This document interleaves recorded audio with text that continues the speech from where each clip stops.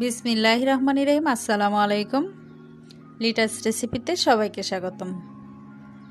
আমি লিটা বরাবরের মতো নতুন একটা রেসিপি নিয়ে চলে আসছি আপনাদের সাথে শেয়ার করার জন্য।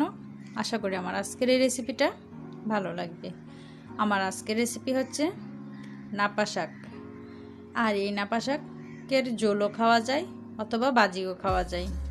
তো আমি এটাকে হালকা ঝোল রান্না করব। আর একদমই অন্যরকম করে এই শাকটা খেতে অসম্ভব ভালো লাগে। তো এটা ভাজিও হবে না, আবার একদম টেলটেলা ঝোলও হবে না, হালকা হালকা একটু ঝোল থাকবে। আর শীতকালে এই নাপা শাকটা খেতে অসম্ভব ভালো লাগে। তো চলুন আমি নাপা শাকটা রান্না করা শেয়ার করি।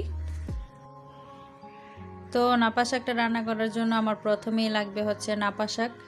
আর আমি এখানে 2-8টি নাপা শাক নিয়ে নিয়েছি। অনেকে কিন্তু এই নাপা শাকটাকে লাফা শাকও বলে থাকে। আর এই শাকটা বিশেষ করে উত্তরাঞ্চলে বেশি হয়, শীতকালে শুধুমাত্র এটাকে দেখা যায়। তো যারা চিনেন না তাদের সুবিধার্থে আমি একটা পাতা দেখিয়ে দিচ্ছি যে নাপা শাকের পাতাগুলো এরকম হয়। আপনারা চাইলে কিন্তু শুধু পাতাটাও ছিঁড়ে নিতে পারেন, নইলে হালকা আগা মানে ডাটা সহ নিতে পারেন। আমি হালকা ডাটা সহ নিয়ে নিয়েছি। আর অনেকে চাইলে শুধু আগাটাও ছিঁড়ে নিতে পারেন। তো আমি আগাটাও কীরকম হয় একটু দেখিয়ে দিব। যারা চিনেন না তারা চিনে নিতে পারেন, আর যারা চিনেন তারা তো দেখলেই চিনেন।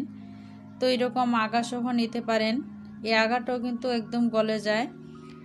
তো তারপরে আমার লাগবে হচ্ছে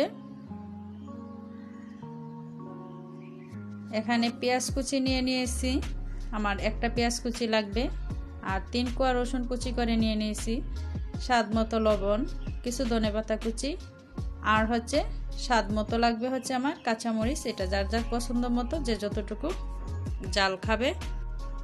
তারপরে চুলা একটা প্যান বসিয়ে দিলাম। আর প্যানের মধ্যে এখন আমি দিয়ে দিব পরিমাণ মতো তেল। তেলটা গরম হওয়ার পরে এখন আমি দিয়ে দিব রসুন কুচি। এখানে চাইলে রসুনটা আপনারা আরেকটু বাড়িয়ে দিতে পারেন। দিয়ে দিলাম একটা পেঁয়াজ কুচি। দিয়ে পেঁয়াজ আর রসুনটাকে আমি একসাথে বাদামি কালার করে ভেজে নিব।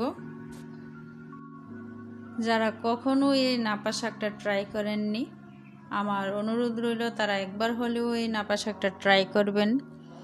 আর তখন বুঝতে পারবেন এই শাকটা খেতে অসম্ভব ভালো লাগে। তো আমার পেঁয়াজ আর রসুনটা কিন্তু ভাজা হয়ে গেছে। এখন আমি ধুয়ে রাখা নাপা শাকগুলো দিয়ে দিচ্ছি। তো আমার শাকগুলো সবগুলোই দেওয়া হয়ে গেছে। আর আমি এখানে 2-8টি শাক নিয়ে নিয়েছি। এখন আমি অ্যাড করে দিব স্বাদ মতো লবণ। আর শাকের শুরুতে যখন আমরা লবণ দিব তো সেক্ষেত্রে কিন্তু লবণটা একটু বুঝে শুনেই দিতে হয়, নইলে কিন্তু শাকে লবণ বেশি হয়ে যাবে। তারপরে আমি দিয়ে দিব কাঁচামরিচ কুচি। এই রান্নাতে আপনারা শুধু কাঁচামরিচ দিয়েও করতে পারেন, না হলে শুকনা মরিচ দিয়েও করা যায়। কিন্তু মরিচের গুঁড়া দিয়ে করা কিন্তু এই শাকটা রান্না করা যাবে না। তো আমি এখানে পেঁয়াজের সাথে শাক, মরিচ, লবণ একসাথে একটু নেড়ে দিলাম। দেওয়ার পরে এখন 1/2 কাপ পরিমাণ গরম পানি অ্যাড করে দিলাম। দিয়ে আমি একটা ঢাকনা দিয়ে 5 মিনিট হাই হিটে রান্না করব। তো 5 মিনিট পর আমি ঢাকনাটা খুলে একটু নেড়ে দিচ্ছি।